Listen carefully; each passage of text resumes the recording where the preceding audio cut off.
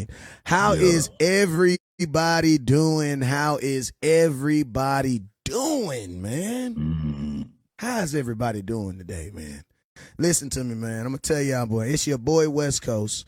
We live in the building, man. And I'm going to tell you this right here, man. When things happen the way they happen this week, man, you got to go.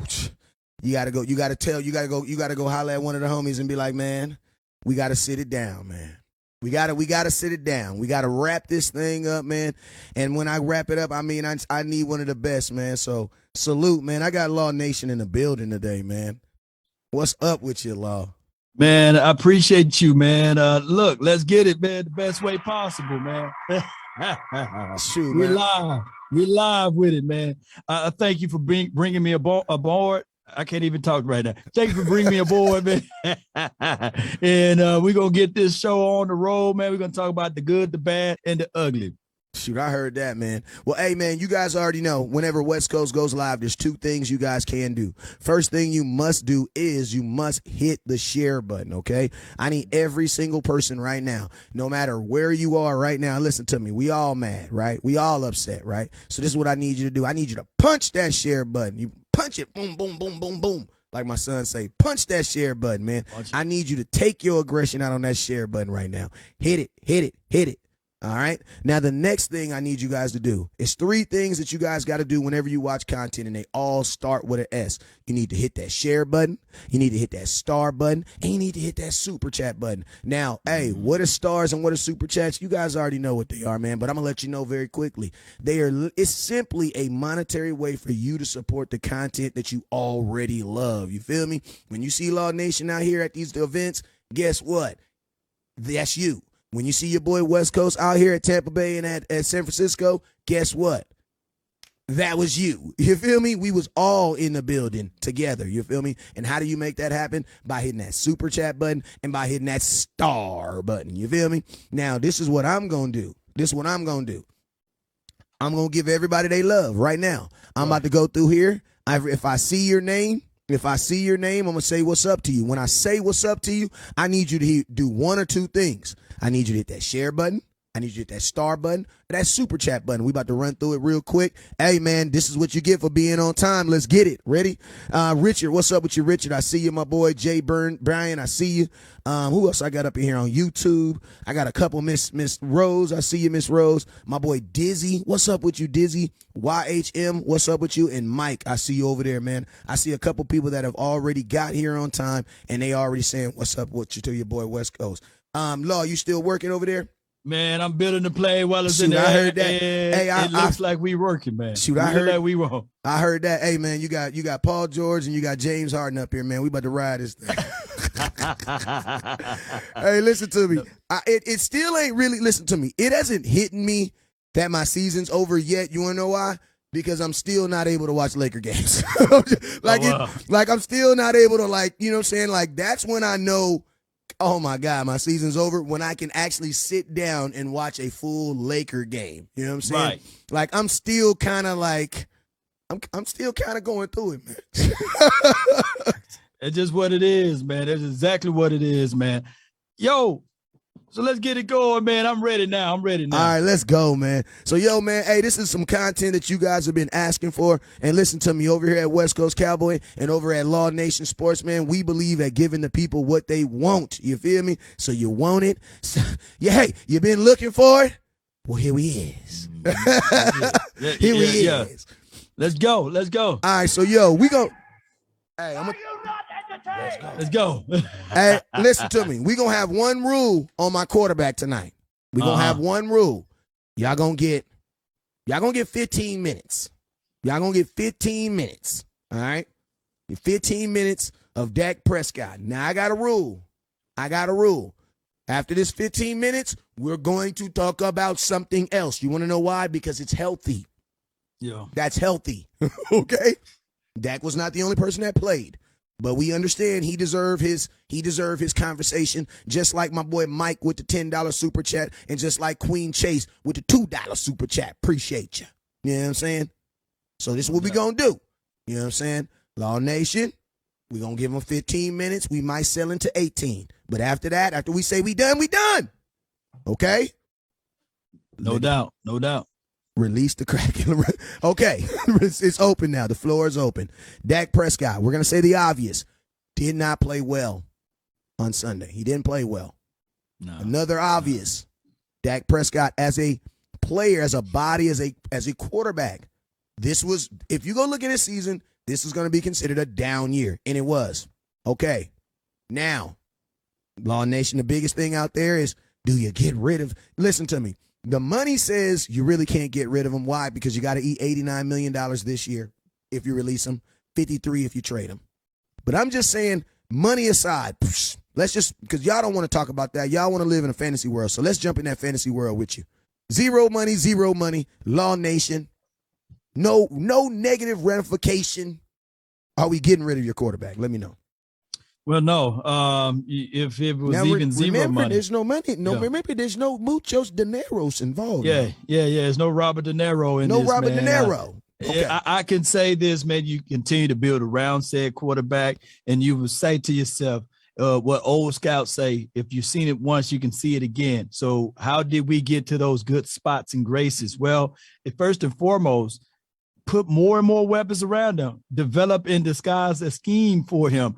I would say Dak Prescott, I want him anywhere between 24 and 27 passing attempts. So how do we get to that sweet number? Run the ball. You've been preaching that. You've been saying run the ball. So let's get an offensive coordinator in the house that can put the ball in the belly of said running back and let Dak Prescott play off of play action. But the same results that you've seen this past game will be the results when you heavily leaning on Dak Prescott to throw the ball. But newsflash, that's most of the quarterbacks in the National Football League. You want to set up a system where you run so that your quarterback can feed off of that. There's only a few Pat Mahomes, but we don't even know if Pat Mahomes is Pat Mahomes without Andy Reid. We don't know.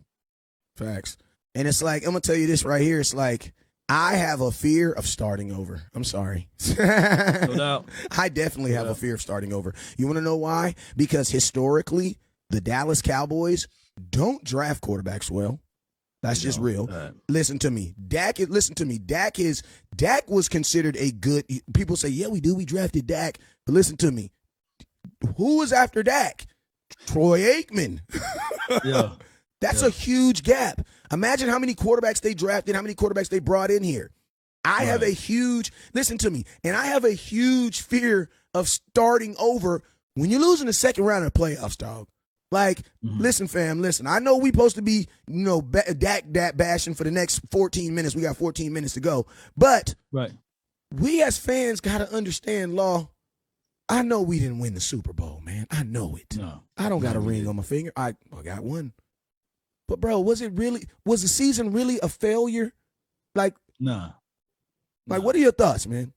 Well, when you say before the season started that the Cowboys would not win over 6 games or 7 games, that they would be a team that not make the playoff, and then we win over that, the goalposts then moved, right? Yeah. And then when they say even when we are going into the playoff, the Cowboys will be one and done, regardless of the level of the opposition. Thanks. We'll be one and done. We win a playoff game, now the goalpost is picked up and moved back further. So now we go into a game.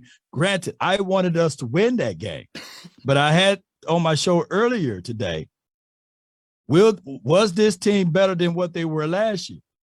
And the ultimate question was yes. Yeah. Was this team better than what they were 10 years ago, 8 years ago? The ultimate question was yes. Why? Because we made it back-to-back playoff appearances and we won one playoff game. So I look at it from that perspective. I get it. We want to be Super Bowl or bust. We can look at the talent and the skill set that we have on this team, and we want more. But the reality of it is that we accomplished majority of the goals that people said that we couldn't do. Facts. And it's like, it is, and I love talking about expectations. Appreciate you, my boy Tristan, with the 200 stars. And real quick, the reason why I don't have an N in the DAM of my caps to run the damn ball is because I'm a coach for a 6U program and they don't allow any vulgarity, but run the damn ball is still our motto where we play. So it has to be suitable for children to wear. So I had someone asking why I don't put an N in there. But it's like, I preach expectations. I preach expectations, and it's like the expectations for this season were technically achieved. Like the thought of winning a Super Bowl every single year is not even realistic, right?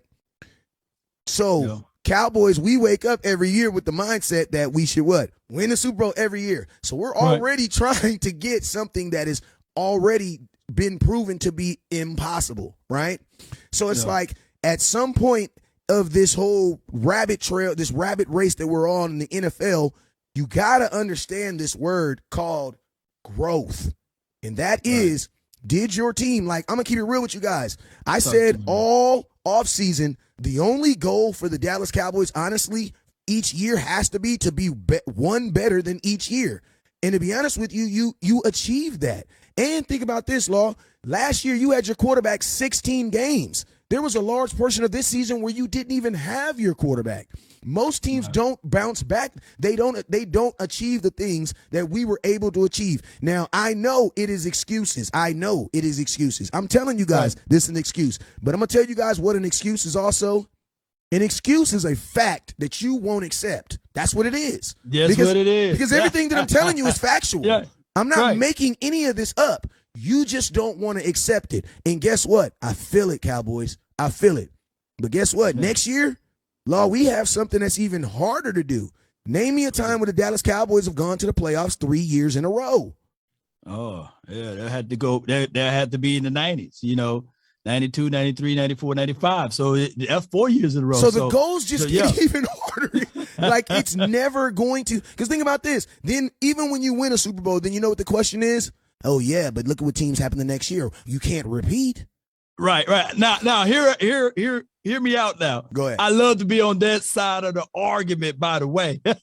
I love to be on that side of the argument because now we can look back at this and say, all right, cool. At least we got one in this decade, right? So I get with what you said. The challenge of it should always be to be better than what you did the previous year. Facts. Now, our challenges is just as plain as possible. We want to win a Super Bowl every year, and which is very difficult. Yes. But I get it. A lot of people look back at this team and they say, hey, based upon the previous historical data, this team is one and done, or this team can't get it done. But excuse me, how many years Mike McCarthy been here? 3. 3 years. He's been 2 out of the 3 yeyears in the playoffs. Give him time. How many years did it took the great Tom Landry to win his first Super Bowl? Shoot, I don't know. But in 30 years, he only won 2. Damn. He only won 2. And I for dog sure knew that Jimmy Johnson didn't win his Super Bowl in his 3rd year, if we even look at Jimmy Johnson. So now we got to really contextualize all of this. And we have to say to the nation, are we within reason? Yeah, and, the Cowboys also made some very, very, like we can all say that there was some stuff that happened that was outside of our control that we we couldn't control it. We can't control any injury. What's up, Sandra? Any injury gets a pass. But there are some self-inflicted wounds that we inflicted on ourselves that we had to overcome. One, I don't know, Amari Cooper, maybe? I don't know. Like, think about this. Like, it literally took till what? T.Y. Hilton? Like, it took you were talking about finding something to get another receiver all season, almost to the point where you took Odell Beckham Jr., wined and dined him. That didn't pan out. Why? Because he didn't want to work out. You know what I'm saying? Yeah. So it's like there was a lot of self-inflicted things that we did. Also, I'm going to tell you a self-inflicted wound. Now, when I say this, the chat's going to go crazy because I know y'all love them. But LVE was a self-inflicted wound. You want to know why? Because he did not start playing good until like the Giants game. So we had to work through all that. 202 rushing yards, Green Bay. 240 yards, freaking Chicago. Then Daniel Jones hit us. Then Daniel Jones hit us for like 7 carries for like 65, 75 yards. Yeah. We had to grow through all those self-inflicted pains. And I'm going to tell you, like, I love my organization. I absolutely love the Dallas Cowboys, right? Players. Right. Players. Like players, right? But we all have to also understand that a lot of times this organization, as in the management, they don't help. Their decisions don't really help the players in what they're trying to do, because moving a lot of things we did in the offseason, it affected this team. And then guess what? The coaches, the players have to go through that and play through that. You know what I'm saying? So, like, we're a different team. I think this team was, I mean, imagine this, man. There was a time where we really thought that Noah Brown was the best receiver on our team, and Dennis Houston was literally a starting receiver for the Dallas Cowboys. That's how far we've come. And the guy you drafted was sitting on the bench. His name is Jalen Tolbert. Yes. And we've been still waiting for James. Say it with me, everybody. Washington. We're still waiting for him. And we was out there in Oxnard saying, hey, he was hurt. People fail to realize he was hurt before he got to Oxnard. Yeah, he was. And then when he got to Oxnard, he got hurt again. If anybody can see the tea leaves on the tray, should have been the Jones family and say, let's go pick up a phone and call a wide receiver now. But what happened here is they have been, they say, this right here is better to be prepared for an opportunity and not have one than to have the opportunity and not be prepared. The Cowboys didn't do that, ladies and gentlemen. They were not prepared for the moment. They were not ready. So Dennis Houston, the undrafted rookie, was out there week 1 and with the expectations for this particular team to win the Super Bowl. The Super Bowl. That was the expectation. And somebody gonna sell to us, hey, we supposed to be able to win the Super Bowl with the trough of talent that we had. That's not happening. Yeah. I mean, so it's like this season, if I had to sum this season up in one word, is just overcome. Like bruh, like this was just a season of just overcoming. Like, what is it next? Like, it started off with Kelvin Joseph and his blah, blah, blah. You know what I'm saying? And then you also had a season where it was like almost every major decision that you'd made just came back to burn you in the butt. You know what I'm saying? Like, we're going to get Kelvin Joseph out there. We're going to give him some opportunities. Okay, we're going to give him hit. Oh, now we have the perfect opportunity to play him. Why? Because Anthony Brown just went down. Oh, let's throw him out there. 2 touchdowns later. Like two touchdowns later. Like, it was like literally like the Dallas Cowboys, in my opinion, were just, everything was just about overcoming. Like, you had to overcome losing Dak. Because, like, listen to me. When Dak went down, a small person inside of me said, welp, it's a wrap from here. But this is how I got to break this down, West Coast. Go ahead. You do things to complement, your team. Just like you run the ball, you play complementary football, you run the ball to help out your defense. Well, you also draft players to complement the style and scheme that you run. Thanks. Like, there's not been a team to win a Super Bowl that primarily play only big nickel. We play a lot of big nickel. We play a lot of foreign football, hybrid style football. We're not a 3-4 team. We are a 4-3 team, but we converted into a 3-4 team with big nickel because we got players that don't match.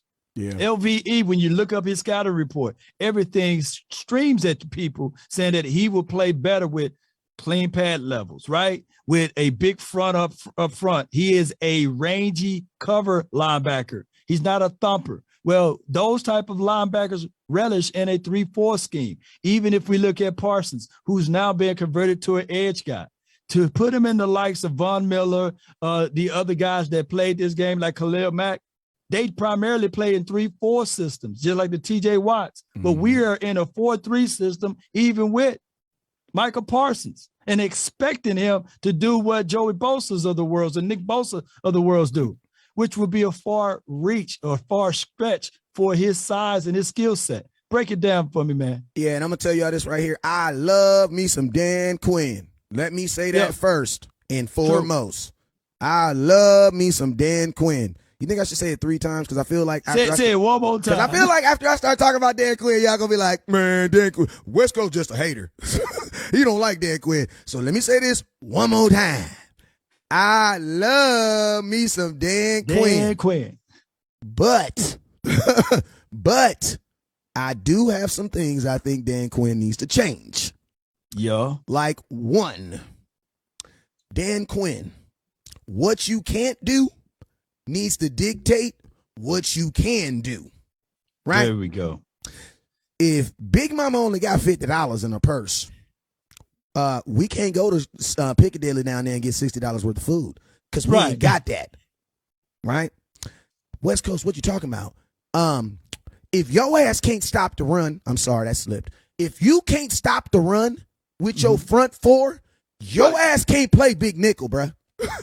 What is you talking about, bruh? What is you talking about? That is Big Mama going to the store with $50 in her purse at the 99-cent store and getting 62 items. She should know she gonna be $14 over.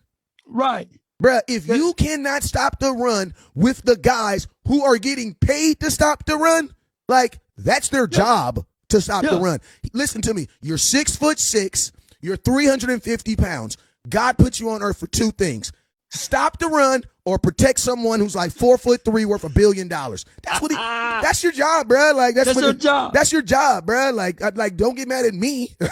That's what he put you on the earth for. If you're not doing it, bro, how in the hell are you going to ask God? Then think about this, Law. In the common language of in the common way of football, guys get smaller as they get further from the football. So there you go. The D line is 3-something. Linebackers are 2-something. Cornerbacks are 10 pounds bigger than West Coast in Law. You know what I'm saying? Smaller beard, though. Smaller beard. But they got it. You know what I'm saying? J-Ron Curse. Now, listen, think about this. These guys are now. I'm gonna tell you where they get around these guys at though, because they be like, oh, but he's 6'4", 275. That's not. Appreciate you. Thank you, my boy Love Week. That's not small. Listen to me. That is small. You want to know why? Because how big is a guard, bruh? Like, we got to remember. You got to remember when Donovan Wilson is in the box, he's dealing with guards and tackles. There's a huge weight limit difference. And think about this. To prove it, I said this at the beginning of the season. I said, because my boy, one of my real good friends is Sharif Wright. Sharif Wright used to is a safety. He played. He made a lot of money in the NFL. Played for Buffalo. Played for the Ravens. Right. He coaches my kids. And after the first game of the season, he said this. He said, West Coast. He real smooth. He said, West Coast. He said, man, is your linebacker hurt or something? I say, nah, that's our. He said, you got all them safeties out there. I said, yeah. I said, that's our defense. He said, man. Yeah. He said, man, I ain't even gonna lie, man. I had to talk to my agent about that. Because, man, when you were a safety up there playing linebacker, dealing with guards, why do you think Donovan Wilson stayed dinged up? Why do you think J-Ron Curse stayed dinged up? Why do you think Malik Hooker stayed dinged up? Because, bro, they're like 50 pounds smaller than than everything that's coming to them. Everything. And that goes to this right here. Ooh, you preaching now, man. You preaching. Here's what that goes to. That's why it's imperative for the Cowboys to play with the lead. Facts. Notice when we jump up on teams and we've got the lead, then the teams abandon the run. We can swarm, rally, hit, and chase and get to the opposition. And that's why we have mismatched situations, even as it relates to the scheme that we run on defense. Why, Law? Well, is Diggs a press cover corner? Just give me a yes or no. Yes. Wes.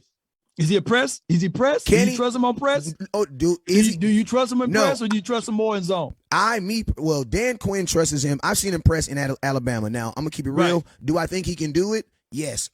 But they typically trip. His ball hawk abilities, I want him searching for the ball. Like, you want him searching for the ball. All right. So I have a forgiving heart better than most fans. Yeah. So when we had Anthony Brown, is he a press cover corner or a zone corner? He's a press cover. Is he zone? Is he better in press or is he better in zone? Me personally, I think he's better in press.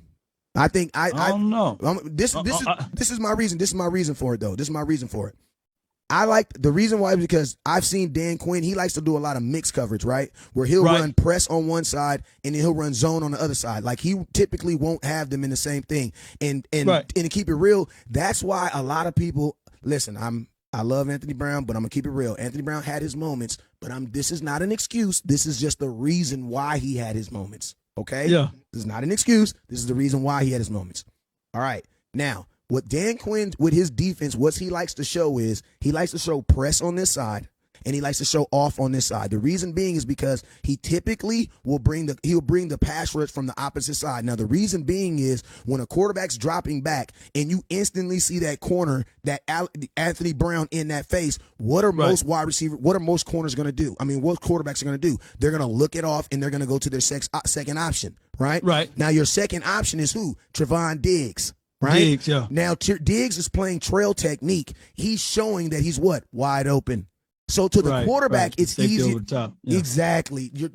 He's trying to bait you into a throw, and that's what they did at the beginning of the season. Couldn't do it when Anthony Brown went out though. Right. Well, let me ask you this in another way, then. Brandon Browner, for the Seattle Seahawks back in the Legion of Boom era, he was more of a press guy, right? You didn't want him in zone, right? Absolutely not. And Richard Sherman, he was more of a press guy. You didn't want him in zone, right?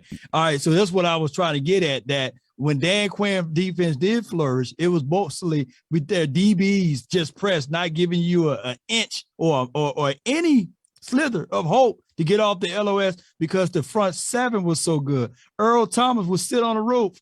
Cam. Yeah. He was down inside. He was playing what Donovan Wilson is doing. He was playing what J-Ron Curse is doing. And we all know that Cam, J-Ron Curse, and Donovan Wilson is a different hit the way J-Ron Curse hit versus Cam hitting. That's just how it is. Cam Chancellor, for those who don't know. So that's what makes the Legion of Boom such a lethal weapon, because Bobby Wagner was the guy that got hooked to flat. He wasn't like LVE or what have you. He had more range. And he had more width about him. And they had a big boy down inside called Big Maybang. Yeah. Cliff Averill and Bennett. So those guys attacked, and they didn't have to get all of that hybrid look into the facts because they had legitimate Bruce Irvin and all of those boys. They had legitimate linebackers. One can argue they're more on the 3-4 end of things versus a 4-3 or any of those big nickel looks. So what I'm trying to say is with Dan Quinn, I don't think that we have enough time to develop this team on the defensive side, especially by him interviewing 3 or 4 jobs from here. You know what I'm saying? With a strong philosophy to keep them. So the Cowboys are in trouble in that light, because of the fact that we've been makeshifting this defense around. And although defense did play good in this. And I'm gonna tell you this, Lord. Like, I also think that Dan Quinn, in the back of his mind, is like, bruh, I don't even have, like, you got, y'all, I love my grandma, so I use her as examples all the time, right? Yeah. But like, Dan Quinn has been Big Mama in this for a long time, bruh. Like, you know how Big Mama, you be in the kitchen, you be like, Big Mama, what? You ain't got no more sugar? We ain't got no more sugar? No, Big Mama, we ain't got no more sugar. How we gonna make the cake? Big Mama go in there and about, you don't know what she put in that cake, but it tastes exactly the same way when you eat it, right? Listen to me. Dan Quinn, Big Mama, this defense, bro.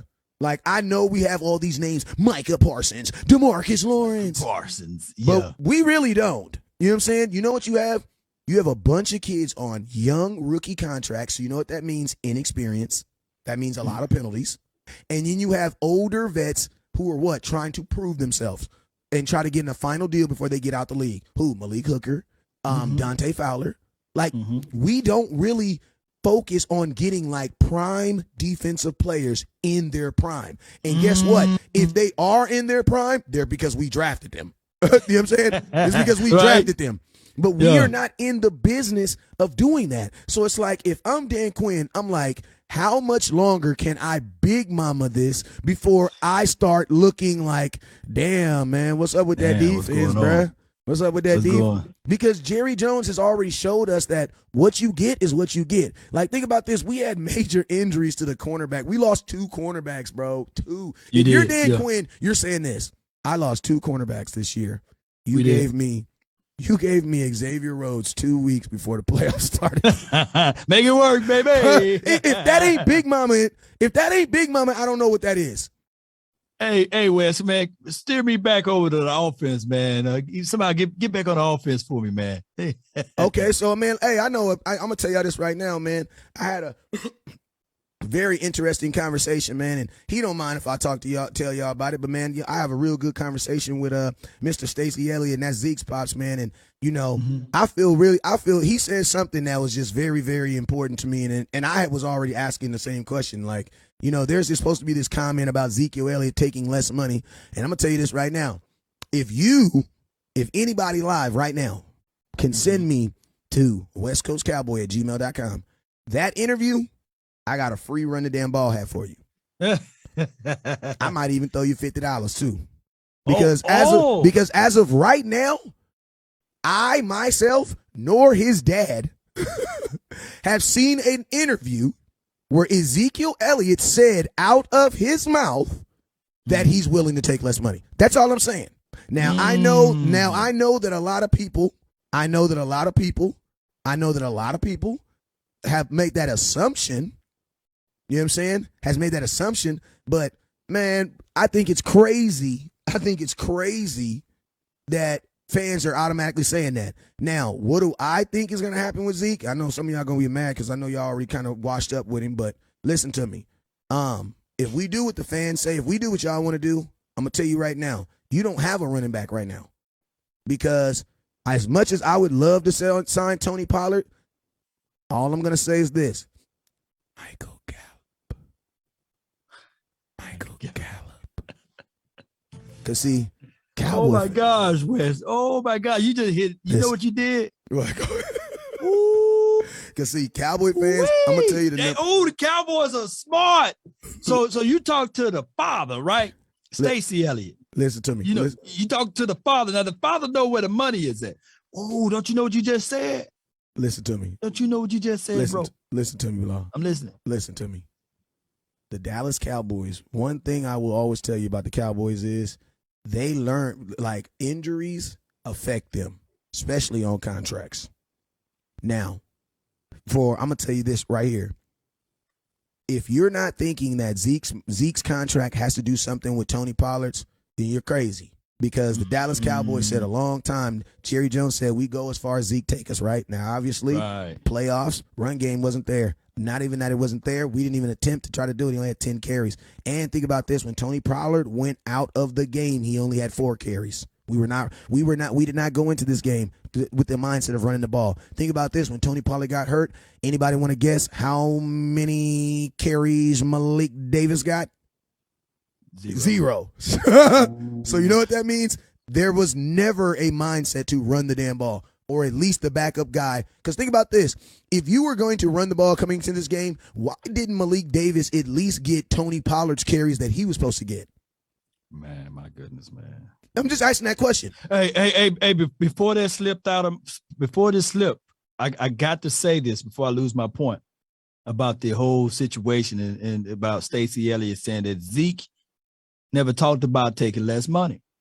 No, this is the thing. Like, although it's been reported on the 4-letter, the 3-letter network, but here's my thoughts on it, West Coast. Go ahead.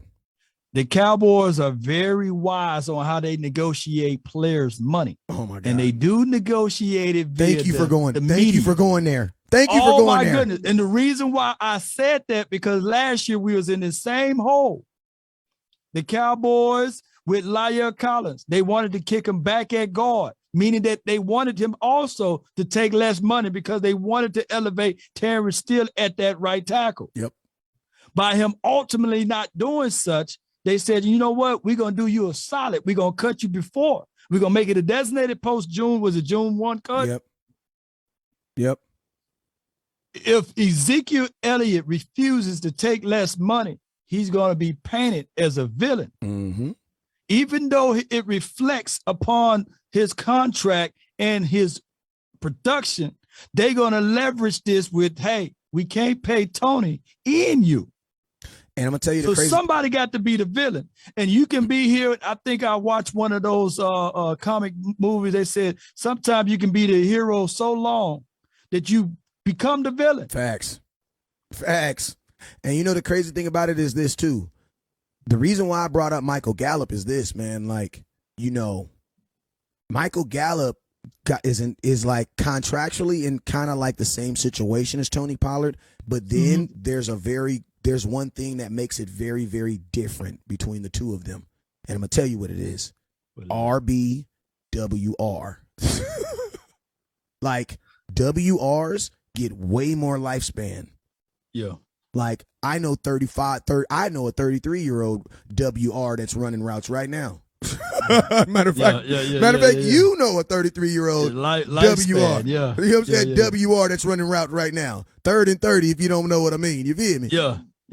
I don't know no 33-year-old running backs. You know what I'm saying? Not a one. I barely know 30-year-old running backs. You know what I'm saying? I mean, we had one, but he was freakishly athletic, man. We talking about the guy that just retired. I forgot his name, just the tip of my tongue, man. Adrian Peterson for the 49ers. Adrian Peterson ran forever too. He went forever, and the other guy, he used to play for the Frank Gore. Yeah, Gore was like 50 years old. He about to get Emmett record. We're like, go ahead, retire, Gore. Yeah, but it's like, but you got to think like this, like the running back position already is like, it's already hard trying to get paid as a running back. Like, it's already, like, think about this. Like, they don't even know what's going to happen with Saquon Barkley. And we know that Tony Pollard doesn't have the accolades as a Saquon Barkley, who is a real running back. So it's like, if you're the Dallas Cowboys, when it comes to Tony Pollard, the question's been, do you franchise tag him? I'm going to be honest with you. There's no way I can franchise tag a guy who I don't know is going to play guaranteed 17 games. That is literally throwing money away. Like, that makes no sense. But we do sign guys based off of feelings. Exactly. We do pay guys after they get hurt. Listen to me, Law. And you got to do it for Terrence Steele. Listen to me. Do you think Terrence Steele gonna be the same? No, but listen, Law. This is what I'm saying. I'll give him a contract. I'm just not franchise tagging him. You know what I'm saying? Listen to me. The only way I sign Tony Pollard is if he signs like a 3 to 4 year deal. You want to know why? Because his first year is going to be a blank year. Bruh, it's going to be a blank year. I got to give him the same look, because guess what? If that's not the case, listen, I'm going to tell y'all this right now. Michael Gallup made $11 million for 500 yards, less than 500 yards and 3 touchdowns. Theoretically, we should be talking about getting him up out of here. But we're not. You want to know why? Because psychologically, we all know that this was a down year for him. It was expected. So you got to build that in with Tony Pollard. If I put him on a franchise tag, I don't give a damn what's wrong with your Achilles, your thigh leg, your muscle leg. Your ass better get out there, and I need my yards. Why? Because I'm paying you regardless. You know what I'm saying? But that's why I said I will do a contract for Tony Pollard, but it has to be 3 to 4 years, because I know that this year, like honestly, Law, what is my expectations? Think about this, family. The last player that's an explosive player like this, and I'm not trying to scare anybody, but this is facts. Go look at Dez Bryant 2015 when he broke his. Yeah. He came back. Metatarsal, yeah. Yes, he came back. I'm going to keep it real with you guys. Bro, Dez was never the same. But let me tell you this, though, about Dez, and I think that the organization did him dirty and wrong. Hell yeah. They fought him tooth and nail. They said that he wasn't about this. He wasn't about that as far as his money. And remember, he wasn't able to practice with the facility and everything. And then the moment they finally paid the man, he goes out there without a whole heap of training camp. And we get those soft tissue issues. And then they had to end up first game giving him IV. Eventually something was going to break. Man, you got cars, man. You fool around and don't, even if the car's 6 or 7 years old, then you're supposed to at least turn it on and leave it running for a while. But if you start pressing on it too fast, something bound to break, you know? Yeah. So I think that all of the Cowboy players, outside of, I believe, Jason Witten, who else didn't have to fight for their contract? Shoot, everybody. I mean, maybe Jalen Smith, he didn't probably have to fight too much. Jalen, they gave Jalen, they paid Jalen Smith in spite of, I believe. I think they paid Jalen because, they was like, okay, Zeke. Did they pay Jalen before Zeke? This is the thing. Jalen Smith was going to be this is after his Pro Bowl season too. So, right. they got Jalen on the deals. At that time, it was considered a deal because he was a restricted free agent. Now, you guys know I'm cool with Jalen, and he even knows this, that I thought that he shouldn't have signed that contract. I felt that he should have went to free agent and tested the market, because, like, if another team wants to pay you, you should make the Dallas Cowboys come pay you more. And guess what? They ended up releasing you 2 years anyway. You know what I'm saying? Right. So like these players, they end up eating $6.9 million. Yeah. That's foolish contract writing. You're gonna eat $6.9 million? Yeah. So, I mean, that's foolishness. But it goes to show you that the Cowboys, the way they handle some of these things, like, we've been good. Will McClay been like Big Mama. Since you mentioned Big Mama, right. Will McClay been Big Mama for the Cowboys during the off season. Yeah, finding players and stuff like that, but. Overall, man, we've been shooting ourselves with these contracts. We have been, and at the same time too, it's like, it's like you said something that was really dope that you said, and it's like, these players hold out, and then, they're not with their team, they're not with their players, and then they go in, and then, these freak injuries happen, and they're freakish because their normal processes is knocked off. And it's like, to me, as a father, I look back and I be like, that's on the organization. Because as an organization, I have to look at myself and say, hey, is this contract negotiation worth, fighting all this da-da-da-da-da? Then we don't get a deal done, and that goes on to training camp. Like, I'm gonna tell you, like the Cowboys, like, I love the way other organizations do contracts. Like, if I'm gonna sign you, we're gonna sign you. Bloop, you're done. Bloop. Patrick Mahomes got signed for $500 million, bro. The day before it happened, nobody knew it. The day before it happened, we're all sitting up here eating chips, just minding our own business, bro. Nobody knew it, bro. Right. We were like, hey, man, this boy got paid. $500 million, bro, and nobody knew about it, bro. Like, that's what I wish. That's like, there's one of my favorite quotes in the Bible. It says, "Let your no's be no's, let your yeses be yes." And it's like they play it out through the media, which drags it out. And it's like, bruh, like Cowboys, if you're like, I would wish they just have a meeting. We're gonna sign him. We're not gonna sign him. We're gonna sign him. We're gonna sign, and then execute. Execute it. Don't tell a soul. But you know how it goes, Wes, man. It's always something, man. It's always something. It's just like this. Breaking news, the Cowboys are thinking of letting Terrence Steele test the market before signing him. The reason being is because he refused to take the discount. Oh, we got more breaking news. Tony Pollard will be now put on the franchise tag. We live off of that sensationalism, and we don't even know how much of a danger this does to the psyche of the players, the mindset of the players, and beyond. It's crazy.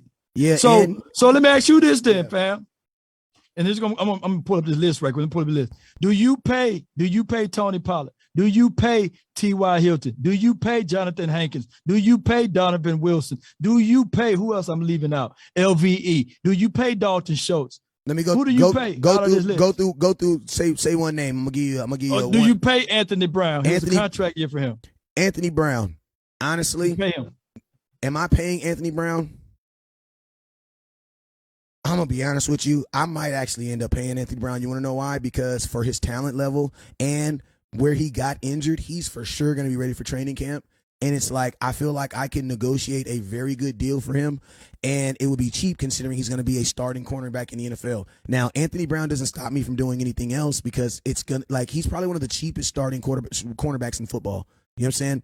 So his injury was so early. So it's like, would I put him on something worth like $3 million, $4 million? I would. You would give Anthony Brown LVE's type of contract what he did this year, right? Absolutely. Okay. Absolutely. But what about Connor McGovern, the swing guard? Do you pay him? He only allowed 2 sacks this season had 1 penalty. I'm going to play Connor McGovern because of the word that I hate that they always use, versatility. Yeah, I'm going to pay him for versatility just because, like, he played tackle for you, played guard for you. If I'm not mistaken, he even played center a game. And he fullback too. And Zeke played Zeke played center too this year one time. Yeah. In a playoff game, actually. Go figure. In a playoff game, he actually played center.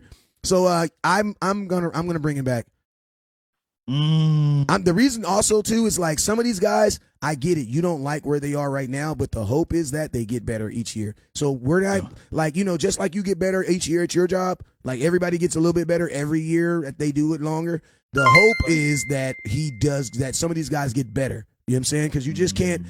The salary cap prevents you from just cutting everybody and going get all the good players. Guess what? Everybody wants all the good players. You know what I'm saying? You got to make deals with some of these players that are just kind of good and just kind of trust and just hope that they get better. You know what I'm saying? So Connor McGovern's a guy that I'm gonna pay like he's playing right now, but I'm gonna hope that he gets better. And he's a starting offensive lineman in the NFL because he starts on your team. Go ahead. I got a super chat from Mark Hutchinson.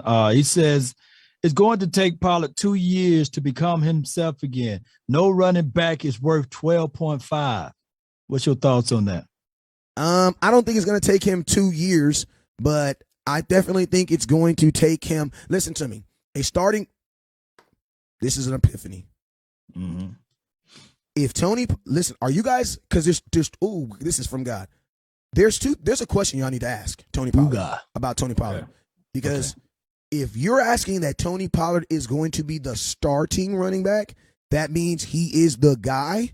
Yes, it might take him 2 years. You want to know why? Because Tony Pollard can't pass block right now, healthy. If he's going to be a starting running back, that means he's going to basically be what Zeke was 3 years ago. That means he needs to do everything that Zeke did 3 years ago. Because you got to remember, if you pay Tony, that means Zeke is not on this team. That means a smaller Tony Pollard has to do something that Zeke tore his PCL doing last year. You know what I'm saying? And you got to think like this. I don't know if Tony Pollard even wants to do that. Like, if I'm Tony Pollard, why do I want to put that wear and tear on my body? I'm coming off of I want to be in a two-back system. So it's like, and think about this. If you are going to be in a two-back system, then Dallas Cowboys, you're going to get rid of Zeke, and then who's going to be the running back? I love Malik Davis, but don't you dare say Malik Davis. Don't you dare say Malik Davis. Yeah, it's one of those things, bro. Whereas when we look back at this, fam, the Cowboys, all directions got to point at the fact that they got to draft a running back in this draft. Absolutely. And they got to go early. So with that being said, it's going to be Bijan Robinson. It's going to have to be the kid from Alabama, Gibbs. It's going to have to be one of those guys. Blake from Michigan or Bixby from Auburn. It's going to have to be one of those running backs that's going to step in and face the gauntlet, because we are in the era of running backs' average lifespan. I did this earlier. It's 3 years. Yeah. And if you're an elite running back, you can probably get 6 or 7 years before you start falling off. And if you just a good to great running back, that's 4.5, you know. And then after that, if you just an average running back without a good offensive line, shoot, you're going to hit that 3-year marker, and then it's time to kumbaya. You know what I'm saying? Yeah. That's just how it goes. Yeah, and I'm going to tell y'all this. I know y'all don't really want to hear this, but I will say this, and this is very, very true, very, very, very true. It is easier to replace Tony Pollard than it is Ezekiel Elliott. Just being real. You know break it down, bro. You got to break it down like a 9-0. The break it down like a 9-0 is like this, right? There's aspects of Zeke's game that we're not equating, right? Like, the pass blocking is for real. You want to know why? Because in a live or die game, your quarterback threw the ball 37 times. So there's no way that you can minimize. There's no way that you can minimize what Zeke does in the passing game, because your team wants to pass the ball a lot, right? Then you got to think like this. You're looking for an explosive running back, an explosive guy. I'm sorry. There are plenty of guys that are explosive coming into the draft right now.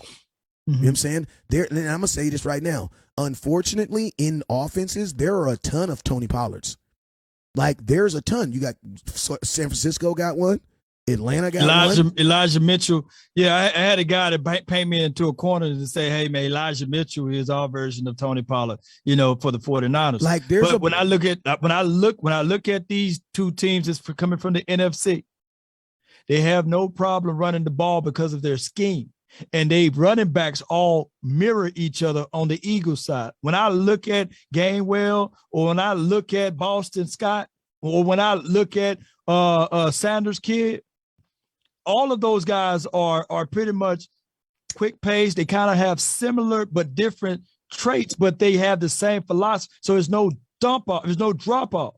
So when I look at Zeke's game, and when I look at Tony Pollard game, two different games. Yeah. I look at Davis' game, and I look at Tony Pollard game, two different games. So we got 3 different situations there, and we didn't even give Malik Davis a chance to touch the ball. But when I look at the Giants versus the Eagles, all 3 of their running backs had a chance to run the ball. Well, you can argue that all 4 of their running backs, because Jalen Hurts, he was running the ball. So I ain't no shade at Jalen, but he keeps the defense honest. Yeah. Keep the defense honest because they run the damn ball, like you said. And when I look at the Niners now, they got a traditional set with the fullback, who is their burly blocking guy, right? Blocky guy, who they ain't afraid to send on motions or what have you. But they look at Elijah Mitchell, who is a poor man's runner of CMC. right? Yeah. So all of those things, it works comfortable for their system. Whereas the Cowboys, they didn't know how to use Zeke. They didn't know how to use Tony Pollard. You pick up Zeke and Tony Pollard and you put them on the Niners, people would have been saying, hey, it's unfair.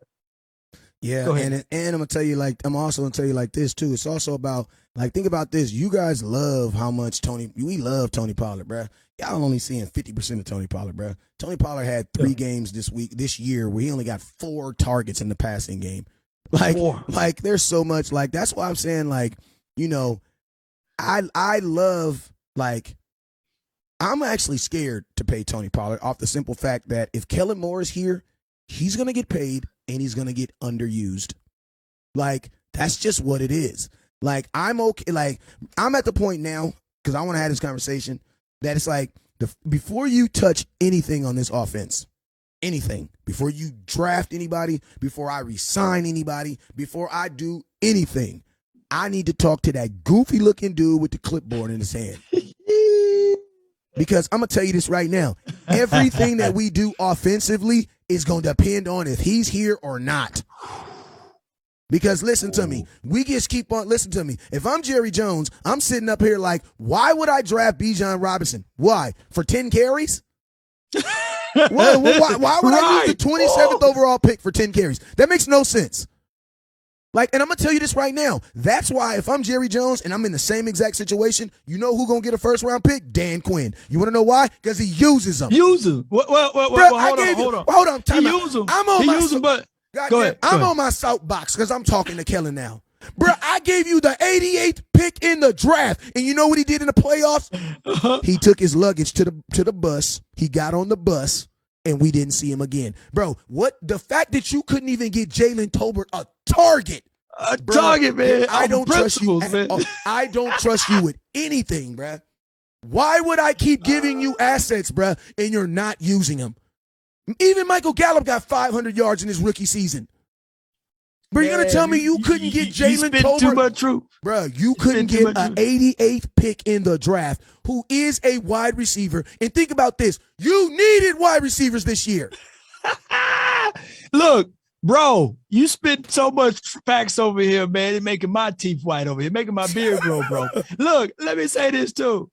You got a guy that runs a 4.29. Oh my God! Who did you not don't play. even know how to put him on a sweep. You don't know how to play. put him on the end route. What you worried he gonna get crumbled up? He's a 14. You know what? I truly believe, bro. If we can go have a time machine and we can get Bullet Bob, you know what I'm saying? You know who he is, yeah, right? Bob Hayes. Come on now, you know. Yeah. I know you know. We can have him on the team. And they would literally say, yeah, you know what? He's too small. He may not catch the ball. We just going to use him only in one facet. You know what I'm saying? Man, we don't know how to use our weapons, We don't. And that's why I'm be honest with you, I would be scared to just keep giving. I'm scared. That's why, honestly, that's why I was so okay, y'all want let's bring in Odell. Think about this. Think about this, family. Think about this, Law. Yeah. All right, imagine how OBJ is in prime OBJ fashion. I'm talking about earrings, gold hair, matching glove, Richard Mill in his hand. Richard Mill matching the color of the team he's playing, right? He out here. He out here, man. I'm out here. Let's go get it. 49ers, I'm here. I'm ready to go. Let's go. I get one target. Odell Beckham's cussing everybody out right now, bro. Bro, imagine if Odell Beckham was T.Y. Hilton. Oh, my God. And got one target, bro. One target. Look, Odell wouldn't have had that one. You know that bro, he would have Antonio Browned it, bro. You know that play Dak had that blitz in his face and then he dropped back and Fred Warner made a good play on it. But it was CD, but T.Y. was wide open. Yeah. If that was Odell, he would have blew up right then. He would have blew up on the field right then. Right then. Right there. Yes, it did. It would have been. But let me say this, though. Let me say this with Dak Prescott. I know that a lot of people think that, we've been apologists for Dak Prescott, but no. He got to play better. You do. But we got to see Dak Prescott with a real offensive coordinator. See, just like you, man. Wes, you still there? Yeah, I'm here. let me ask you this. Go ahead. You and I are considered peer-to-peer, right? Yes, sir. We buddies, man. So if we fool around, you hit like a good deal and you got a lick at a studio and you say, I'm going to bring my boys on, right? Mm-hmm. I'm only going to challenge you to a level that's equal. I'm not finna chastise you either any more or any less because I'm going to look at you, man. We started this thing together. Facts. I'm not going to respect you, and I respect you, but I'm not going to respect you enough to the degree whereas I would take your advice and apply it if we started out together. That's how I look at the relationship with Kellen Moore to Dak Prescott. It's a peer-to-peer situation. So when Dak Prescott make a mistake, there's no spitting. Mm-hmm. From the offensive coordinator to Dak saying, man, why in the hell you threw that ball there? You know what I'm saying? Or why you didn't change out this play? Yeah. Or there's no contrast with it. It's all love and hey, man, I get him next time. Oh, shucks. And that's what you and I would be doing. Like, oh, shucks, man. I told you to have that, man. All right, bro, you get it next time, right? And you say, yeah, man, I got you. My bad. It'll be all this, my bad. Oh, yeah, my bad. You know what I mean? Yeah, and, this is something else, too. Like, you lost to the same team the same exact way. Like, Dak Prescott has lost – every one of his playoff games has been to the same teams in the same division. He lost to the Rams. He lost to the 49ers, right. Man. I'm going to tell you the one thing about the Rams and the 49ers in their division is they play the run very well. You know what I'm saying? And they are going to run the ball. Think about this. The 1 year that Dak did win the playoffs and we went with Seattle, guess who was the number one rushing team in football? The Seattle Seahawks. We were able to stop the run versus Seattle when they came in, helping us to get to the next round. But even then, we were down. You know what I'm saying? I'm going to tell y'all this, man. Like, I always hear this, Dak can't read defenses. Dak can't read defenses. Guess what, man? First off, there ain't really no reading defenses in football. Like, at this level of the game, like, and I know I'm saying something. Oh my God, what are you talking about? There's not, I'm gonna break a little secret to you guys. They're not standing out there. You know what they're doing? You know what they have in their head? They have a voice in their head that is talking to them all the way up into the 5-second mark. You know what I'm saying? That's cool. That's called what? Your offensive coordinator. Right, you know what I'm saying? They're not necessarily reading a defense. You know what they're doing? They're executing the plays. They're running one play, two play. And I'm going to tell you this right here. If you are consistently putting on film that on short situations you are running curls, can I ask you guys a question? If I'm a cornerback, what am I going to do? Can I ask you guys also a question? When Michael Gallup broke on that route, whether it be Michael Gallup's fault or nobody's fault, can I ask you a question? Why didn't the cornerback open his hips and at least play the wide receiver? Like, I think everybody's getting caught up in this, oh, it was Michael Gallup's fault. No, it was Dak's fault. I want to know, why the hell didn't the cornerback play true to the position and open his hips and follow Michael Gallup? Why did the cornerback, as soon as he saw Michael Gallup drop his hips, why did he V-turn and go straight to the football? You want to know why? Because somebody was paying attention in film school. That's why. That Tuesday when they was looking at the Dallas Cowboys and they were saying, yeah, you see how they consistently run these back curls even when he shades off? What does it do? Especially, and I'm going to tell you something else. This is awesome. Hey, listen to me. They have different levels of things, right? You have basic level, then you got that elite level. This is that high. This is that premium cowboy talk. So this might go over a couple people's head. If it go over your head, just it's all good. Just say Dak was at fault. That's the best thing y'all can do. Just say whenever you don't understand something, just blame it on Dak. You know what I'm saying? That's the best thing to do. You know what I'm saying? Because it's been working for us this well, right? Man, preach it, man. So I say this, right? I look at the film and I'm like, okay, why did that cornerback feel so confident to take his eyes off a freaking receiver moving? Yeah. Why? Why was he so confident?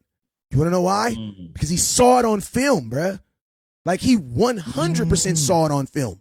Because even, think about this, worst case scenario, if the wide receiver is playing true to what the wide receiver's doing, you know what happens? The ball goes out of bounds. Oh, my gosh. It goes right behind him.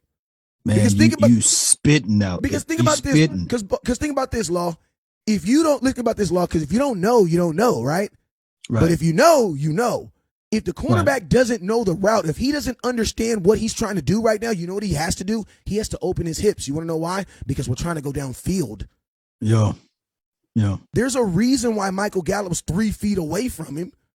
The cornerback played as soon as he saw Michael Gallup break, as soon as he come off the line to do his breakdown to show that he was about to curl, the corner was like, up, here it comes. Off man. And off man. Up, here it comes. If it wasn't, Michael Gallup started off his release high. You got to get down in the crawl space and you got to attack that inside hip, inside shoulder. And you got to sell that you running the 9. Right? Yes. That dude sat on that route the entire time.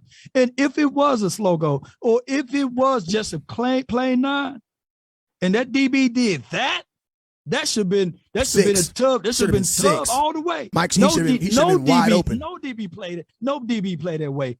But they played that the way that DB, when he turned his hips inside, he had to been watching the film and know that they're finna do that curl. Yep. And think about this. He did it with confidence, bro. He didn't even look at Michael Gallup. He said, ball. I see ball, go get ball. That's one of the moments in life where you're like, I've been watching film and it's finally about to pay off. Break down that other interception. When it's 2nd and 2, break it down. Man, I'm gonna tell you, man. I both interceptions, right? Both you play DB or you? I play DB. You play DB. Okay, so break it down. And I'm gonna say this real quick too. Because I see a lot of people saying that excuses and excuses. Listen to me, Dak Prescott. I'm gonna tell you this right now. There are some routes, and there's a lot of routes where your quarterback is throwing the ball blindly. Like he's gonna throw the ball blindly. That's just football, bro. Those are called timing routes. Those are called option routes. That is built into football. You know what I'm saying? Yep. Now I'm gonna tell you guys on that curl route. Think about this. On that last week, what week was it when Dak threw the interception and they took it to the house, and it was like the play was that the Jacksonville game? Oh, are you talking about the Washington game? The Washington game when he intercepted on the curl. Think about this. The play before that, what was we doing? A curl. The same thing.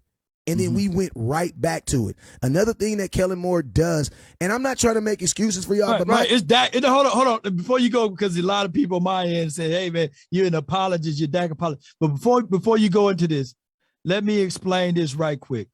This dude is giving us some analysis on what he sees, what's going on. Dak Prescott, those interceptions, by the way, those are his babies. Yeah, somebody said they ain't West Coast babies. Those are his babies. Those are his responsibility, regardless if it bounces off the phalanges, ball short, curl route, hitch route, go. They are his babies. Hey, but go ahead. I want to pin this comment. I want to pin this comment right now because I love this one. When people say Dak's the only quarterback that needs all-star teams to be good. Like Kittle isn't an all pro. Like Deebo Samuels ain't an all-pro. Like Trent Williams isn't the best the tackle in football. Like Joey, like Nick and Joey Bosa. I know they don't play on the same team, but goddamn, it felt like they did. Listen to me. There's not a good quarterback right now on a bad team that's in the playoffs right now. And guess what? Aaron Rodgers proved that. Aaron Rodgers proved that. Guess what? You can be the best throwing quarterback to ever throw a quarterback, and your ass will be at home if you don't have a good team around you. That's facts. Where the lies at? He's supposed to elevate that team. He's supposed to beat Detroit that last game. Was it win or you in? If they beat Detroit, wouldn't they be in the playoffs? Facts. So what was Aaron Rodgers' excuse of not making it to the playoffs? I don't like touching another man's money, but let's just say, people always say, well, you pay what you get for West Coast. Okay, well, I'm pretty sure Green Bay fans don't feel that way because they gave him $49 million for 8 games, and that's $9 million more than Dak. And guess what? I'm pretty sure the Rams didn't feel that way because they gave Matthew Stafford damn near $47 million, and that's $7 million in Dak, and they won like 6 games.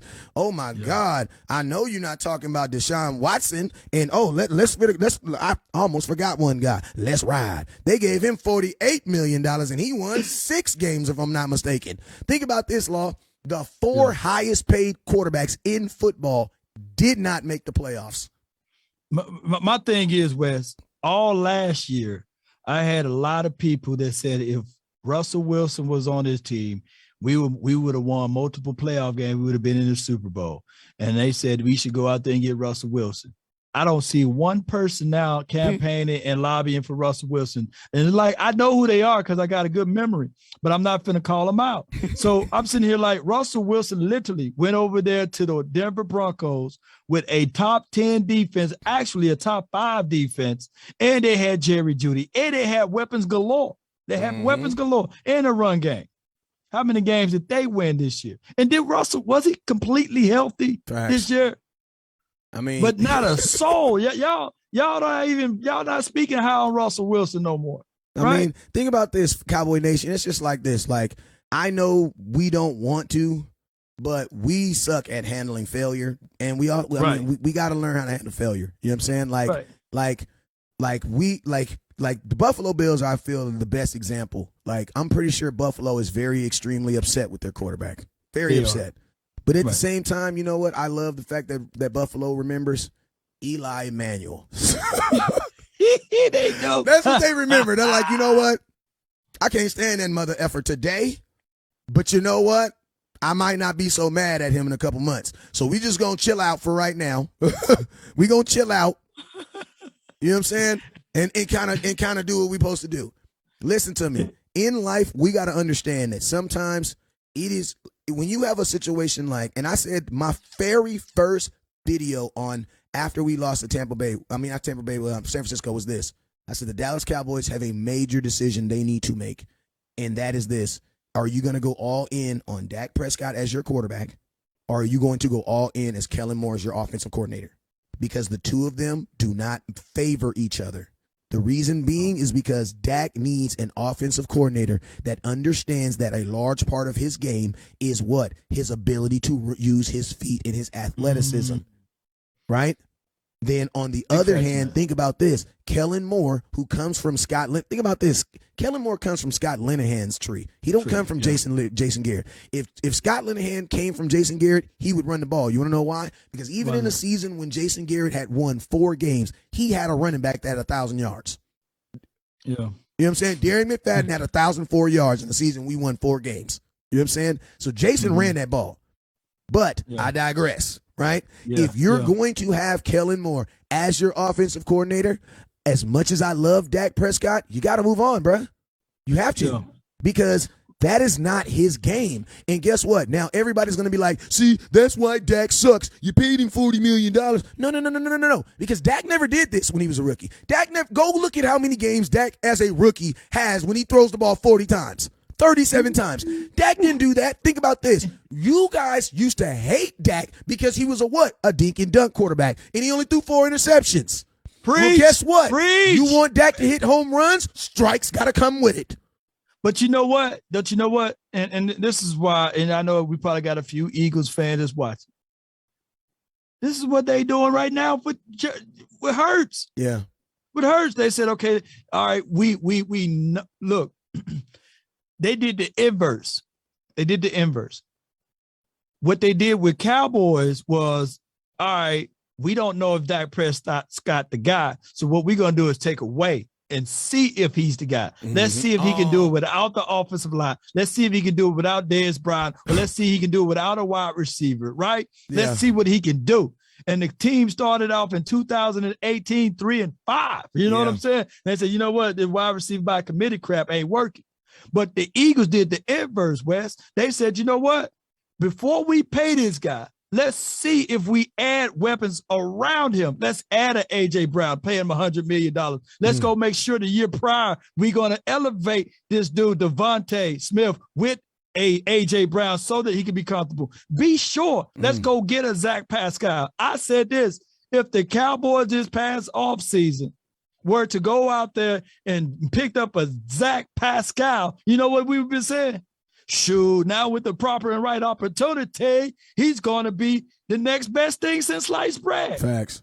He's going to be just like we talking about James Yeah. Washington, we'd have been talking about Zachary Pascal. You know what I'm saying? Yeah. He's a big wide receiver. He just never had the opportunity in coach land. Boy, wait till week 1. We'd have rolled out with Zach Pascal, and we'd have said, that's enough weapons. Let's see what this team can do now, Dak. You know what I'm saying? Yeah. But what the Eagles did and said, all right, we're going to put weapons around him, not just on the offense, but also help out the defensive side of the coin. That's what they did. Hey, I'm going to tell you the problem with the Cowboys, and I coined this statement a couple years back. You know, the only time in life that you can get better in something, now I'm going to just say the statement first. I'm going to just say that. All right, the Dallas Cowboys, because y'all, this is a highly intelligent group I have right here. So the Dallas Cowboys believe that they get better by subtraction. While most teams in the NFL, actually 31 other teams, believe that you actually get better by addition. What do I mean by that is Dallas Cowboys feel that they look at their team and they say, you know what? We were good, but we will be better if we took this off. Right. The rest of the NFL is saying we're good, but we'll be better if we add this to our team. Right. Miami Dolphins, what did they and think about this. Think about this, Law. If it's about success now, these seasons are too damn long to be waiting to, in 2025, we're going to be good. These seasons are too good, bro. Yeah. So what do you need to do to get instant? We want instant success. Instant success. Instant success. What do? You add to it, bruh. You add to what you already have. And I'm going to tell you this right now. That's why I say right now, I'll fight you if you want to fire Mike McCarthy. On my mama, I'll fight over it. I'll take my shirt off right now. We can go in the garage right now. I'll fight you over Mike McCarthy. You want to know why? Because before Mike McCarthy, you know what we did? We did this exact same formula, but the only difference is the other coaches had your ass on 8-8. 8-8. Mike McCarthy found out a way to make this team better despite Jerry Jones doing dumb stuff. Oh, my goodness. In back-to-back years. Bruh, listen to me. Mike McCarthy can't go nowhere. Because if this was, and y'all know I got mad love for Jason Garrett, but if this was a Jason Garrett team, you're 8-8 this year. Out of everything, you lose your 8-9. Bro, you lost 7-10. Listen, 7-10. think about this: the last time you lost lost Dak Prescott with a different head coach, what did you go? You know what I'm saying? And he lost his job the next year. Right. You know what I'm saying? But y'all got to look at the bigger picture. Let me just talk about the Bills right quick before we go into the other conversation. They knew Josh Allen had talent. What they said, we just got to get him a wide receiver. That's when they got Stephon Diggs. Yep. The Josh Allen that everybody loves to this day. He said he needed more, and they went and got him Cole Beasley. They got Cole Beasley. They gave Gabriel Davis. Like right now, I'm talking about when Josh Allen first started to showcase his abilities, right? And we could go back and forth and talk about running backs and things like that. They don't have a running back, but they went and drafted James Cook. They went and drafted James Cook. And with that elite quarterback, all he could do, let me say this, Stephon Diggs may be comparable to CeeDee Lamb, right? Who's better right now, Stephon Diggs or CeeDee Lamb? You may say that CeeDee Lamb caught up to him right now, right? Come on. Diggs is that dude, bro. Diggs is still better than CeeDee, right? I mean, I put it to you like, if you ask the two of them, I think CeeDee Lamb's going to tell you Diggs. So that's why I'm okay with. So we have to chat. You know, there are some people, if you ask CeeDee Lamb if he's better than, he'll be like, that's me. You know what I'm saying? But I think he would probably say that Stephon Diggs is better than him right now. Right now. All right, but let me ask you this then, Wes. Gabe Davis. Noah Brown, who's better? That's too harsh, man. Gabe Davis or my guy Michael Gallup coming off of an ACL tear. Who's better? 100% healthy or as of right now? As of this season, Gabriel Davis is a whole lot better than any of our number two options. Probably Davis. Yeah. So what I'm saying is that, they had weapons over there. All they could muster up was 10 points. Yeah. 10 points. And think about this, Law. I'm going to tell you something else that people don't even think about with Josh Allen. There is no excuse for him to lose in the snow. You want to know why? Where did you play college at, boy? Dakota. That joker played in North Dakota. So where did you play college at ball at? Yes. Listen to me. Part of the reason why the Buffalo Bills drafted your ass in the first place is because you played 5 games a season in the exact same weather. I don't want to hear it. I don't want to hear it. The excuses, though. I don't want to hear it. You played in similar weather. I don't want to hear it. Wyoming. Oh, he played for Wyoming. It was the other guy that played for Trey Lance played for Dakota. Okay, so Wyoming. But you know what I mean? Like, but at the same time, Wyoming bro, Cowboys, this the same weather, bro. Same weather. I don't want to hear it. I don't want to hear it. Is it cold in Wyoming? What? Bro, they got a missile field. They got a missile field. Polar bear nuts. Yeah, they got a missile field in Wyoming. I've never been to Wyoming. I've been there in the Air Force. I don't know exactly where I was, but I know they got a missile field out there. I probably shouldn't even be saying that. So ixnay on the opixnay, actually. You feel me? Like, yes, indeed. And I'm gonna tell y'all something. Like, I know for real. Hey, and I'm gonna tell y'all this real quick, right? Listen to me. I am making excuses. I am making some excuses. Guess what? Law Nation. If I tell my daughter that she had better have her butt home by 10 o'clock, right, and she walk in the house and she got dirt all over at 11, she's gonna tell me, Dad, the car broke down. I had to change the tire. Okay. And you know what I'm gonna say? That's an excuse. And guess what? It very much is. But it's also very much true. Yeah, true that. So guess what? It's an excuse is still a fact. It's just about how you receive it. Now, think about this. If you were a dad who has compassion, you know what you're gonna say? Oh, okay, don't trip. I got you. Because that's a fact. But if you're a dad that's like, I don't give a damn, your ass should have walked home and I could have blah, blah, blah, bam. You're going to say, well, that's an excuse. Yeah, true that. So excuses and facts really the fact is always going to remain. But whether it's an excuse, that's the same, man. Like, it might actually be an excuse, but at the same time, it also is very factual. Mm-hmm. Like, it's very, think about this, Law. Like, do we honestly think that Dak breaking his finger had nothing to do with him throwing maybe just one interception? I'm not saying all 15. Right. I'm not going to say all 15. Okay? Yeah. But just one. We don't think it affected one, not even just one. Yeah, it had to affect something because it would have been a different story if, like I heard people saying that it's in his DNA, right? Yes. It would have been a different story if he was doing that prior to the broken of the thumb, right?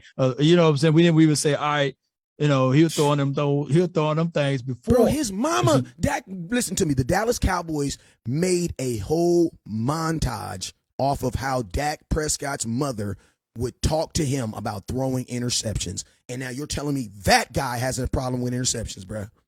Yeah. The Dallas Cowboys made a whole montage. Yeah, I would come home from practice. I'd tell my mom I threw 2 interceptions, and she would get on my butt about that. You know what I'm saying? He would get on me, Miss Peggy. Right. You know what I'm saying? Right. Now you think that guy, think about this. I'm going to tell you this right now. I've never heard of a guy promise that he's not going to throw 2 interceptions in a game again. You want to know why? Because you really don't have no control over that. You have no control. Look, but Dak did. You want to know why Dak did it? It's because I know that people don't want to throw interceptions. I get that. Nobody wants to throw interceptions. But Tony Romo didn't trip. Tony Romo said, if you're not throwing interceptions, you're not trying. That's what Tony Romo said. You know what I'm saying? But here's the thing, though. Dak don't believe that, though. Tony was different, though. When Bill Parcells told Tony, let it rip. I want to see interceptions in the practice. Facts. Because he was too conservative with the ball and he wanted him to test his limits. Mm-hmm. You see, and Bill Parcells, I truly believe, I'll go to my grave. Bill got away with it because he's Parcells. Go ahead and say the name one more time. But I truly believe if Parcells had the extended stay that Jason Garrett had, it would have been at least one Super Bowl in there. Facts. At least one Super Bowl in there because he had his 10 commandments on what a quarterback should be. You know what I'm saying? And he would have steered Tony in the right direction. And his team would have been better overall collectively. Although when we got Wade Phillips in the house, what if I told you that Wade never had a losing season? He never had one. They fired him when he was 0-6 or 1 and whatever, 6 or what have you. They fired him. They never let him finish that season. Yeah. So my thing is what the Jones family continue to do is they get these coaches without matching products, meaning that when Bill Parcells was here, shout out to him. But Jerry Jones hired Coach Zimmer. We didn't have a team. Remember Coach Zim? Yeah. He came over and he was like, hey, I run a 3-4, but we mostly run some 4-3. And it was an all type of, hey, we're going to have to work things out. But they did. They managed, right? Yeah. Bill Parcells was able to get this team to 2 playoffs, baby. You know, with the spoonful of players that we had coming off of a 5-11, 5-11, Hey, 5-11 season. Who had Quincy Carter? Bill Parcells, he took Quincy Carter to the playoff 10-6. We went 10-6. Hey, think about this. Quincy Carter, I know y'all don't want to hear this, but Quincy Carter is the only quarterback in NFL history to throw more interceptions than touchdowns and go to the playoffs. That boy threw 22 interceptions and 21 touchdowns and went to the playoffs. Went to the playoffs. You know what I'm saying? And it's like, listen to me. Like Cowboy Nation, I know you guys don't want to accept this, but you're going in the right direction. We are, man. We're not going in the pace that you want to go. I get it. We're not going in the pace that you want to go. But guess what? Think about this. You're on the same, now, obviously, I feel that the AFC is a little bit easier division because you only have one major juggernaut out there, and that's the Kansas City Chiefs. You know what I'm saying? Right. So it's like, Cincinnati Bengals, think about this. Like, at the end of the day, anytime your season ends in the playoffs, bro, like, I'm gonna kind of end it on that, man. Anytime your season ends in the playoffs, man, you gotta kind of count it as in like we had the success of our season was there, but we want to add on to it because think about this, you guys. This year, your goal should be what? To get to the NFC Championship game. Because I'm gonna tell you this right now: if you lose in the divisional round, you're gonna consider that what? Oh, we didn't grow. We didn't grow. We didn't grow. Break it down. We didn't grow. So guess what? Guess what? Also, I'm gonna tell you this right now. We also need to be thinking about this year. Next year, that we need to put ourselves in a position to only have to win 3 playoff games versus 4, because that's a lot, bruh. Winning 4 playoff games is a lot. We need to help ourselves out. Like, guess what? You beat the Jags, you help yourself out. You beat Green Bay, you help yourself out. You beat Green Bay, you're probably at home. Yeah. And you only need 3 playoff games to get to the Super Bowl. So it's like we gotta understand those things too, because a lot of that played into this, man. So God is good, man. And I'm going to tell you this right here, man. At the end of the day, man, I do believe that Jerry Jones and his organization do want to win a Super Bowl. I do believe that. I do not believe that you guys are following an organization that is led by guys who don't care. I do believe. You know what I'm saying? If you don't believe Jerry Jones cared, bruh, go. You know what a crying kid looks like. You also we've all seen our grandparents cry over something too. Like you know what that face looks like. That's a crying kid. Like, but Law, you didn't see Big Mama cry over something before. You didn't see your grandpa cry over something before. Go watch that video, that final interview of Jerry Jones, and you tell me that young man was not crying on his waist. Yeah, man. Look, with West Coast. We can want a lot of things and hope for it. Yeah. But you know it, man. Even the good man upstairs, he can say, okay, you can have all of the faith in the world, right? Yeah. But without works, it's dead. It's you know dead. what I'm saying? So my thing is Jerry can say all what he wants. But the reality of it is that, when you do those DIY projects, do-it-yourself projects, you may sit back and say, yeah, it look good. Yeah, man, that tile that I laid myself look good. Or that wood and that hardwood floor I laid myself look good. I saved a lot of money, but you get to walking on it, and pieces are coming up. Facts. It's shifting on you, right? Facts. It may look good from the human eye. And when you don't have the resources that's supposed to have the proper people out there to correct those things, it just looked good on paper. It just looked good that you said you bought those things. Just like a house with poor foundation. You can slap paint on it all you want. It can still crack and still eventually show up. The toilet water won't flush. The cabinet doors won't close right because the foundation is broken. The way you set up and built your house is terrible. And Jerry Jones, for all of these years, been building a nice, pretty house, beautiful. Yeah. But there's cracks in the foundations. Yeah. There are things that he got to step back and say, let the professionals do it. That DIY project, hey, it looked good. Yeah. It looked good. I laid my own shingles, y'all. I put it up there.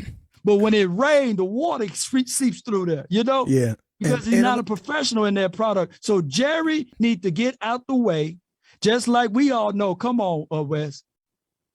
Mike McCarthy didn't really want Kellen Moore. That's not even a part of him. He didn't. That's not even his branch. No, he didn't. No, he didn't. Not even his son. And I'm gonna tell you this right now. Mike McCarthy took this job with the expectation of thinking that he was gonna be calling plays, because he actually said it in his first interview. If you go look at the interview, they asked him who would be calling plays, and he actually alluded to the fact that he was gonna be running everything. Then on the next interview, that's when he said he had full faith in Kellen Moore. You know what I'm saying? So that's something that you also got to understand and remember too. You know what I'm saying? But it's like, listen to me, you guys. Like, at the end of the day, like I want to always let y'all understand this, that I 100% believe that the Dallas Cowboys each and every year, you know what I'm saying? Because listen, it just the NFL and winning the Super Bowl is probably the hardest, outside of FIFA, probably the hardest trophy to win. You know what I'm saying? And I'm going to tell you this right now. The guy who's projected to win it at the beginning never wins it in the end. You know what I'm saying? So know the cool thing about the NFL is, guess what? The journey is probably equally as important as holding the trophy up, and how you actually walk in because, like, think about this. The Dallas Cowboys, we use our regular season to fix holes when other teams are using their regular season to improve their team. Guess what? How many games did the 49ers play with their running back, who knows who he is, before they was like, yeah, we need something else? That's the difference. Then they traded one of their guys for remunizations and draft capital. You know what I'm saying? But it's like that. It's equivalent to us trading Davis to get something back in return. Facts. Since you're already not going to use him, you might as well get something from him. Facts. Oh yeah, and somebody said in the chat, your name just skipped away. It said, "Well, hold on, Law. Mike McCarthy did bring in Mike Nolan, you know what I'm saying? So what's your point? My point is this: Mike McCarthy shouldn't be picking his friends for defensive coordinator. There you go. Like right. Player slip. But also, I do look at it from this. That is a strong point. But West Coast, if you're gonna fall still fighting, right? Yep. At least you're gonna have the wherewithal to hire your guys. Facts. If you're gonna lose, at least lose on your terms, but not lose on someone else's. That's my point on that one. Facts. And that's my point on that one. Yeah. And it's like, that's why I think like right now, Cowboys, like, fans, like, listen to me. You don't want to tear apart a 12-5 team that lost in the second round of the playoffs. Like, I am begging you guys. Right. Like, I get it. Listen to me, you guys. Like, I actually went to the game, 2 games, was a time away from my family, and I'm not going to try to make it seem like my fandom is better than yours. I'm just saying, I know we all sacrificed. We saw sacrifice this year, but I promise you guys, you do not want to tear apart a 12-5 team that lost in the second round of the playoffs, especially with this organization and Jerry Jones and Stephen Jones running it. That makes no sense. What you need to be preaching right now, and the Cowboys don't suck every year unless 12 wins is sucking. You know what I'm saying? Well, hold on. Before you say that, anything else, Wes? That's the narrative, though. They count because we're all the of only things. ones. That's because we're the only team expected to win the Super Bowl every year, even though we suck. Right. That's real. Hey, y'all, that's real talk. Like, how can we suck? How can we suck every year? How can the narrative be that we suck every year, even though you guys get mad at us for wanting to win the Super Bowl every year? Like, that doesn't make no sense. Oh, man. Like, and also, I'm going to tell you a power stat. As much talk as we talk, the Niners ain't won a Super Bowl in 26 years either. Hell, you mean 28? I ain't gonna shortchange 28. They still got 2 more games, bruh. That's why I'm saying, like, man, the Niners or the Eagles. I need the AFC team to win though this year though. Hell yeah, hey, Wes, man, I gotta Chiefs, get ready for the final word, man. But hey, in honor of the final word, let's give your final words then. Shoot, my final words is this, man. This is a year that we want to add on to what we have. We are not. Listen to me. I think Law broke this down so well, and then I added to it. We have tried to how to fix our team. Listen, your team is not your team is a body, right? But we don't have cancer, right? And if you do, I pray for you. I pray you heal, and I pray you strength. But we don't have a cancer. We don't have nothing we need to cut out. You know what I'm saying? We are famished. We need to add to this body. This body needs to be fed. Right. You need to be fed. Right. Like, they're cornerstones. I'm going to ask you this right now. How many different variations of a starting offensive line do you think you had this year? Well, there's 17, so I would think we had at least 17. At least 17. Everybody changed their spot this year but Zach Martin. Everybody. 4 out of You had 5. at least 17 different variations of a starting offensive line this year. So that's why I'm trying to tell Cowboy Nation, we need to be, he said, except for Kellen Moore. Absolutely. But guess what? We want him to get promoted.